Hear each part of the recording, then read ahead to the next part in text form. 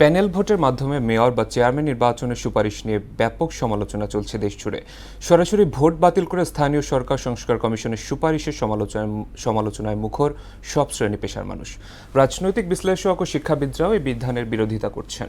রাজশাহী থেকে মেহেদী হাসান শ্যামলের প্রতিবেদন, জানাচ্ছেন মোহাম্মদ ওয়ালিউল্লাহ।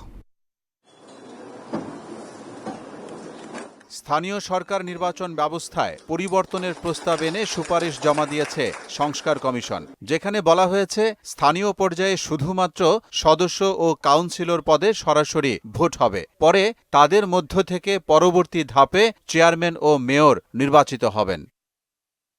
সুপারিশ অনুযায়ী প্যানেল ভোটের মাধ্যমে কাউন্সিলর কিংবা মেম্বার নির্বাচিত হলে জনগণের প্রত্যক্ষ ভোটের ব্যত্যয় ঘটবে। যদি মেম্বারদের দ্বারা চেয়ারম্যান হয়, সে পৌরসভারই হোক অথবা ইউনিয়নেরই হোক অথবা মেয়রই হোক, কাউন্সিলরদের দ্বারা হয়, তাহলে আমরা এতদিন যেটার জন্য আন্দোলন সংগ্রাম করলাম, প্রথমত জনগণের প্রত্যক্ষ ভোটের কিছুটা বর্তায় হলো।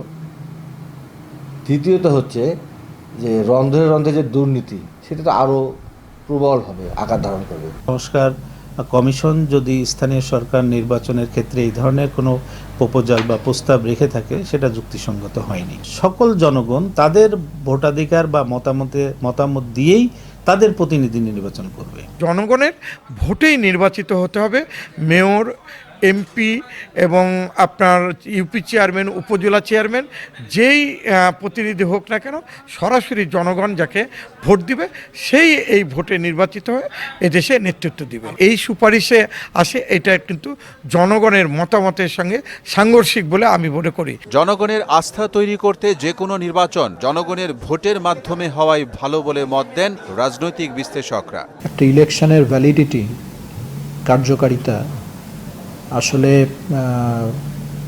ভোটারের এন্ডোর্সমেন্টের উপরে নির্ভর করে। এইখানে যে প্রস্তাবনাটা আছে সেখানে এই একটা মৌলিক জায়গায় কিছুটা ব্যত্যয় হয়ে যাচ্ছে আর কি।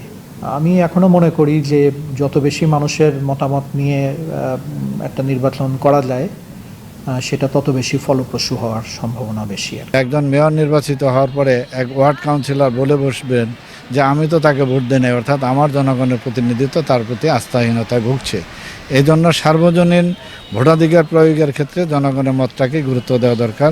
তবে সংস্কার কমিশনের প্রস্তাবগুলোকে ইতিবাচক হিসেবে দেখে সুপারিশ বাস্তবায়নের উপর গুরুত্ব দিয়েছে সুজনের স্থানীয় এই বিশ্লেষক। স্বাগত জানাই এবং সাধুবাদ জানাই এই প্রস্তাবকে। যিনি মেয়র বা ইউনিয়ন পরিষদের চেয়ারম্যান নির্বাচিত হতেন, উনি আসলেই একক আধিপত্য বিস্তার করার একটা সুযোগ কিন্তু তৈরি হয়েছিল, এবং যার ফলে স্থানীয় সরকারের যে জায়গাগুলো রয়েছে সেখানে ভারসাম্যহীনতা দেখা দিয়েছিল।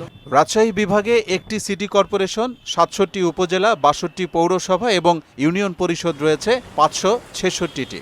এখানে মোট ভোটার সংখ্যা 1,58,12,911 জন। মোহাম্মদ ওয়ালিউল্লাহ, মোহনা সংবাদ।